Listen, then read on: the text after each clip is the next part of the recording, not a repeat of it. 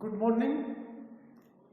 आज हम एक्सरसाइज 2 बहुपद करेंगे और बहुपद करने से पहले हम ये देखेंगे कि बहुपद कहते किसे। सबसे पहले ये जानेंगे कि बहुपद कहते किसे, क्या होता है बहुपद।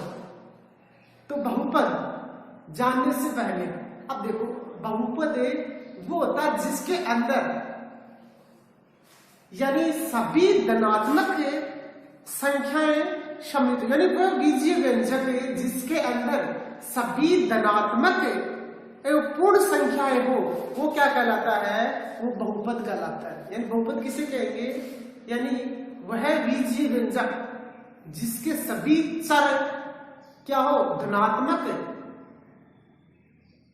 हो, उसे क्या कहेंगे, हम बहुपद कहेंगे। ऋणात्मक नहीं होना चाहिए, क्या, चर। अब चर किसे कहते हैं, तो देखो इसको हम गहराई से जानेंगे। चर, अचर, बहुपद किसे कहते हैं, एक चर वाले समीकरण किसे कहते हैं। इसी प्रकार इसको हम गहराई से जानेंगे। सबसे पहले चर राशि या चर संख्या किसे कहते हैं, तो आपने देखा होगा चर राशियां किसे कहते हैं, वे राशियां जो आसानी से चली जा सकती है। ये पढ़ा था नेट क्लास में। तो अब थोड़ा सा बदल जाता है यहाँ पे परिभाषा। अब परिभाषा क्या बन गई, यानी वे राशियां जिनको हम अपनी स्वेच्छा से बदल सकते हैं वो चर कहलाती है। यानी वे राशियां जिनको हम अपनी स्वेच्छा से बदल सकते हैं वो तो चर कहलाती हैं, और जिनको हम अपनी स्वेच्छा से नहीं बदल सकते वो अचर कहलाती है। फिर से देखो, यानी वे राशियां जिनको हम अपनी स्वेच्छा से बदल सकते हैं उसे क्या कहते हैं, चर, और जिनको हम अपनी स्वेच्छा से नहीं बदल सकते वो क्या कहलाते हैं, अचर। अब ये तो क्लियर हो गया। अब इससे अगला बीजीय व्यंजक। बीजीय व्यंजक क्या होता है, बीजीय व्यंजक होता है एक चर और एक अचर, एक चर राशि और एक अचर राशि। ये कोई बात नहीं, चर अचर कहते हैं। चर तो क्या होंगे, चर वे राशियां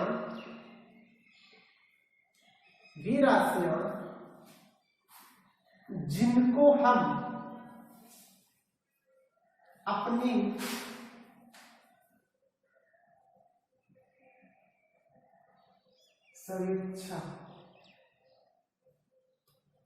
स्वेच्छा से, अपनी इच्छा से, स्वेच्छा से बदल सकते हैं,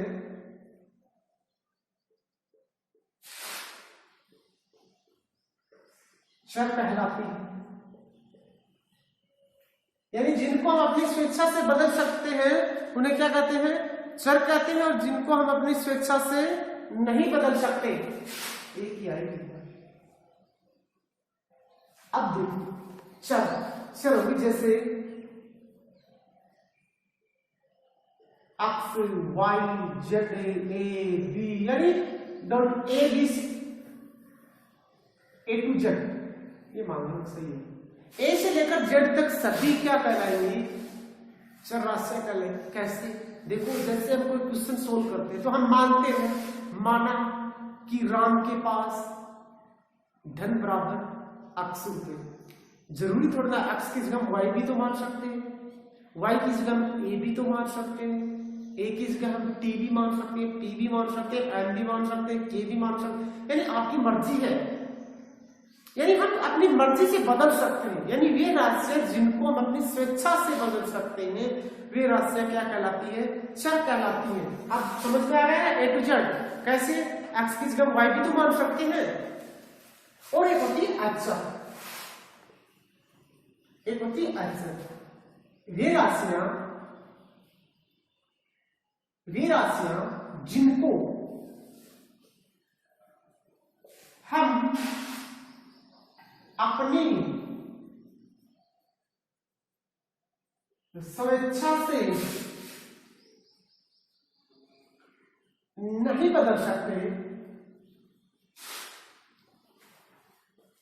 नहीं बदल सकते,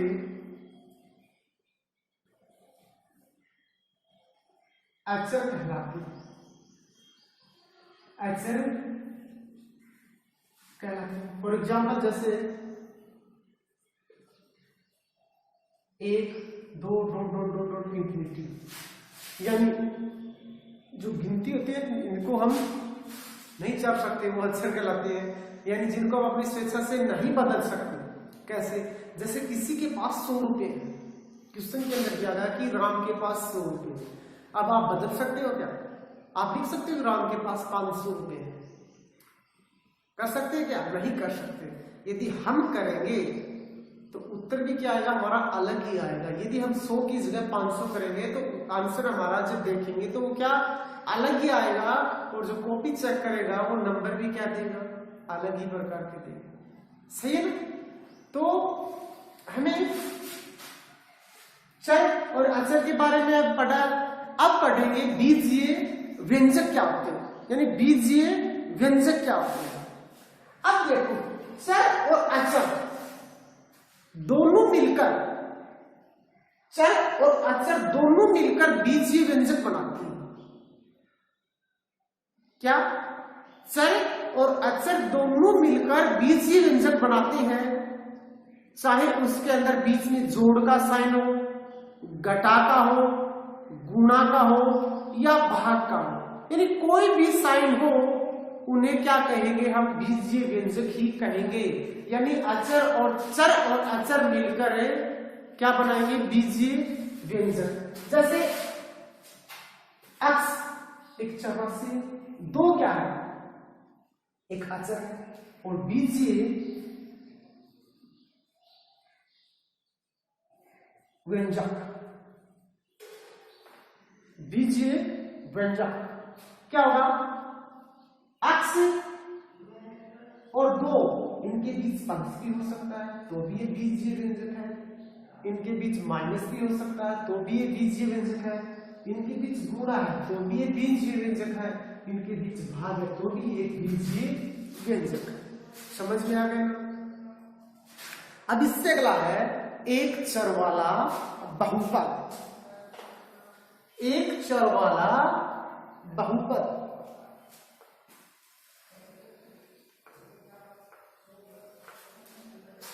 यानी वह बहुपद, यानी ये देखो आमतौर पर क्या कर सकते हैं?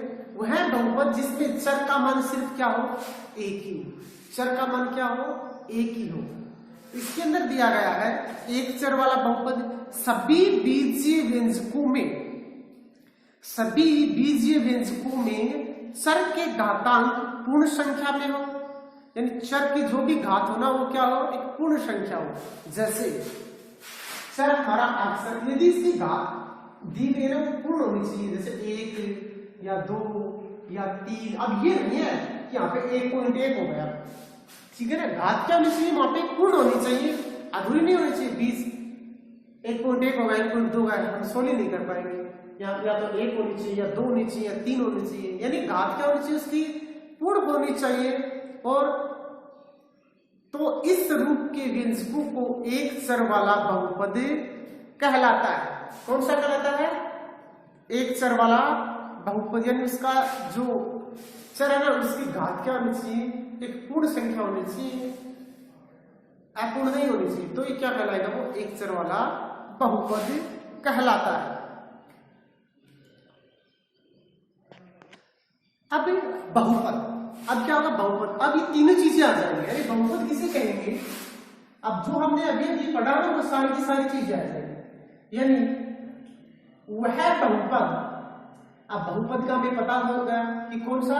जिसके अंदर चर और अचर दोनों मिल जाते हैं और क्या बनाते हैं? फिर बहुपद बनाते हैं ना, यानी चर सॉरी बीजीय व्यंजक बनाते हैं, यानी वह बीजीय व्यंजक, वह बीजीय व्यंजक। अब बीजीय व्यंजक का पता चल रहा है, यानी चर और अचर दोनों मिलकर एक बीजीय व्यंजक बनाते हैं, चाहे उसके अंदर योग हो, घटा हो, गुणा हो या भाग हो। तो बहुपद वह बीजीय व्यंजक जिसमें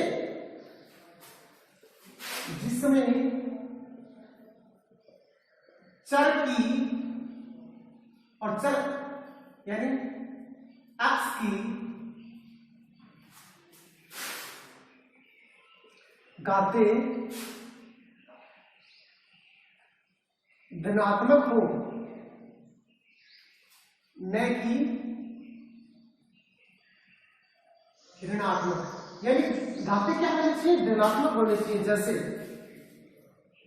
y की पावर 2, x की पावर 4, x की पावर 5 ये होने चाहिए, और y की पावर 2, x की पावर -4, x की पावर -5 से नहीं होनी चाहिए। यदि ये कंडीशन लागू हो रही तो वो तो बहुपद है, यदि ये कंडीशन लागू हो रही तो वो बहुपद नहीं है। अब बहुपद का पता चल गया ना, वह बीजीय व्यंजक जिसमें चर की घाते क्या हो, धनात्मक न कि ऋणात्मक हो।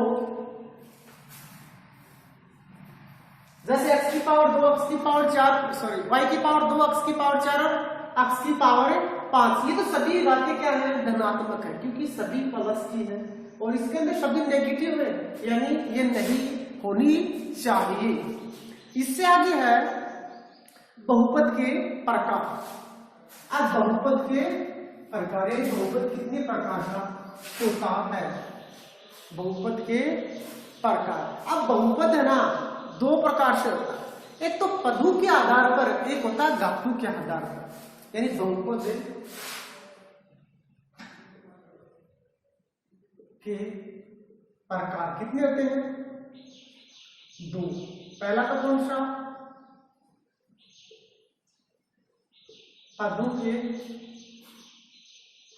आधार पर, और दूसरा होता है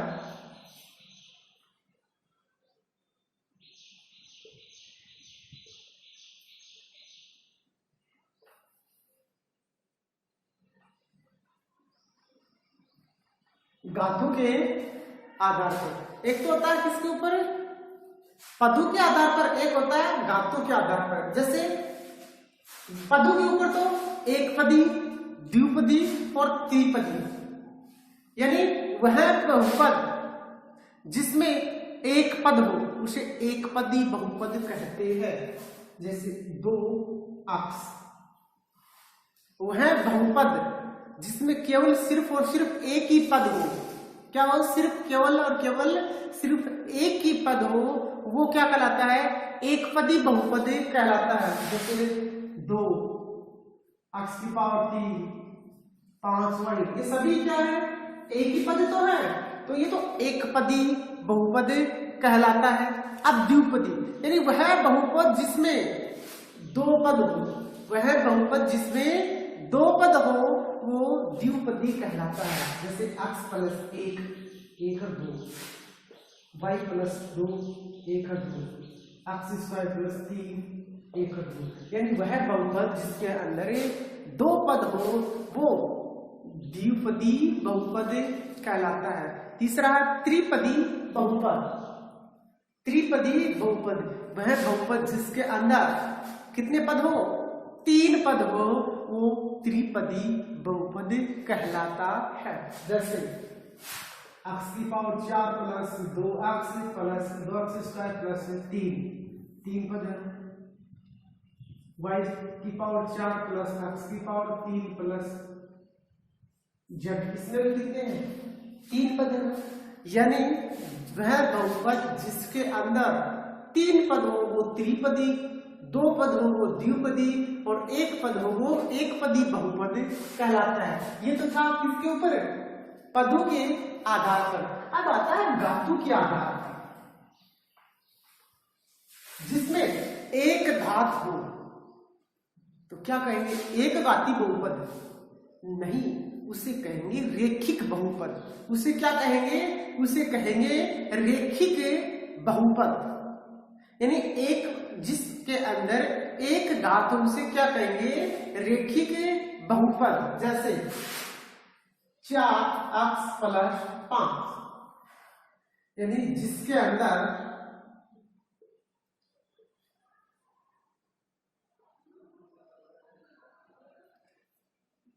या जिसमें घात क्या हो, सिर्फ एक ही, वह बहुपद जिसके अंदर घात क्या हो, एक हो। तो अक्स की घात कितनी है, एक ही तो है। अक्स की कितनी घात है, चर की घात कितनी है, एक ही। तो वो कौन सा हो गया, वो हो गया रेखिक बहुपद। ये याद रखना, वो एक पदी नहीं होता। यदि आपके कोई छोटा क्वेश्चन पूछ लिया, जैसे बहुपद धातु के आधार पर जिसमें सिर्फ एक धातु, उसे कौन सा बहुपद कहेंगे। सबसे पहले ऑप्शन नंबर 1 देंगे, एक घाती बहुपद, और लास्ट वाला मिलेगा आपको रेखिक बहुपद। तो कई बच्चे सीधा जिसमें एक धातु से एक घाती बहुपद से लगा के आएंगे, बल्कि एक घाती नहीं होता, उसे क्या कहते हैं, रेखिक बहुपद। बाकी तो एकदम इजी है। जिसमें दो घात हो वो द्विघाती बहुपद, और जिसके अंदर 3 घात होती है वो कौन सा होता है, वो होता है त्रिघाती बहुपद। जिसके अंदर 2 घात होती है वो द्विघाती होता है, जिसके अंदर 3 घात होती है वो त्रिघाती होता है। जैसे द्विघाती क्या हो गया, ये हो गया, है ना। इसके अंदर अक्स की घात कितनी है, 2। त्रिघाती देखो अक्स की घात कितनी है, 3। ये कौन सा हो गया, त्रिघाती बहुपद। अब हमने बहुपद के प्रकार भी पढ़ दिए। अब इससे आगे है बीजीय सर्वय समीका, यानी अब जो हम एक्सरसाइज करेंगे इसके अंदर कुछ एक सर्व समीका आएगी। वो सर्व समीका क्या है, उनके ऊपर ध्यान दें, उन्हें याद भी करना, तो भी हम इससे अभी एक्सरसाइज कर पाएंगे। यानी हमने कुछ एक तो पढ़ ली है। सबसे पहला है x प्लस वाई की होल स्क्वायर, एक है x माइनस वाई की होल स्क्वायर। इसे तो हम क्या कहेंगे, इसे सोल्व करेंगे तो x square plus y square plus 2xy, और इसे सोल्व करेंगे तो x square plus y square minus 2xy। दो तो सर्वसमीका ये होगी। तीसरी सर्वसमीका दी गई हमें x square minus y square. इसे क्या लिखेंगे, x प्लस वाई और x माइनस वाई। ये भी हमने पढ़ ली थी। इससे आगे दिए गए हैं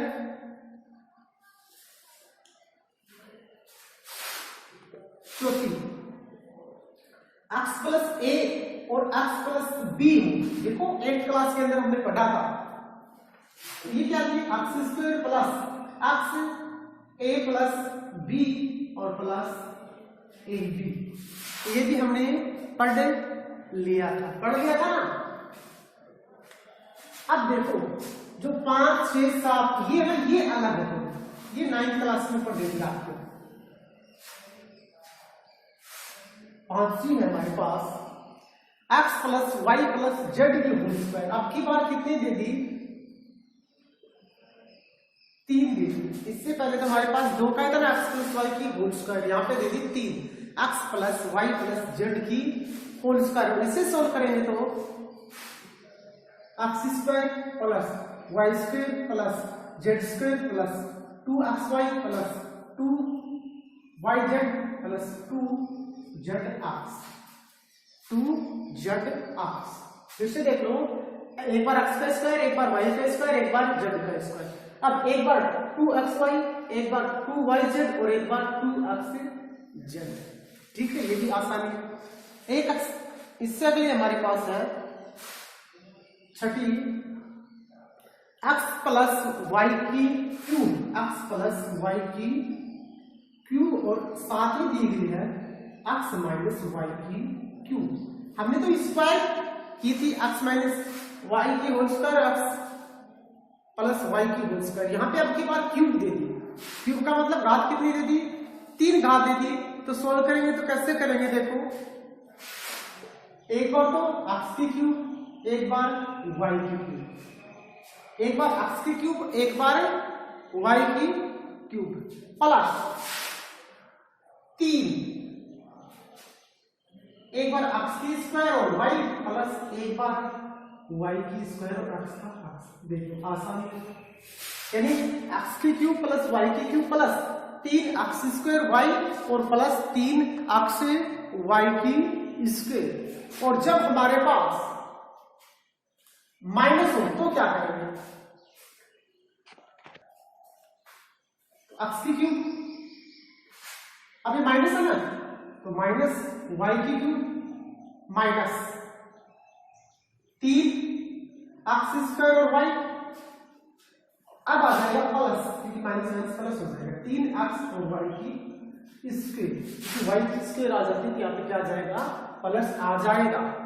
यानी हमने अभी अभी कितनी 7 सर्वसमीकाएं देखी, ठीक है ना, हमने कितनी सर्वसमीकाएं देखी, 7 सर्वसमीकाएं देखी। एक सर्वसमीका और भी दी गई है 8वीं, वो देखो 8वीं सर्वसमीका दी गई है एक्स की क्यूब प्लस वाई की क्यूब प्लस जेड की क्यूब माइनस 3 एक्स वाई और जेड हो। तो हम क्या करेंगे इसे, तो हम इसे क्या लिखेंगे, X plus Y plus Z कोष्टक एक्स की स्क्वायर प्लस वाई की स्क्वायर प्लस जेड की square minus X Y minus Y Z और माइनस से जेड एक्स। यानी जब हमें एक्स की क्यूब प्लस वाई की क्यूब प्लस जेड की cube minus 3 X Y Z के रूप में दिया गया, तो इसे सोल्व करेंगे, क्या करेंगे, X plus Y plus Z कोष्टक एक्स की स्क्वायर प्लस वाई की स्क्वायर प्लस जेड की square minus X Y minus Y Z और माइनस से जेड एक्स, इसे कर देंगे। यानी हमने 8 सर्वसमीका देखी और ये सर्वसमीका एकदम मोस्ट है, ठीक है ना, ये याद करो तो इस एक्सरसाइज को आप आसानी से पूरा कर सकते हो। आज के लिए बस इतना।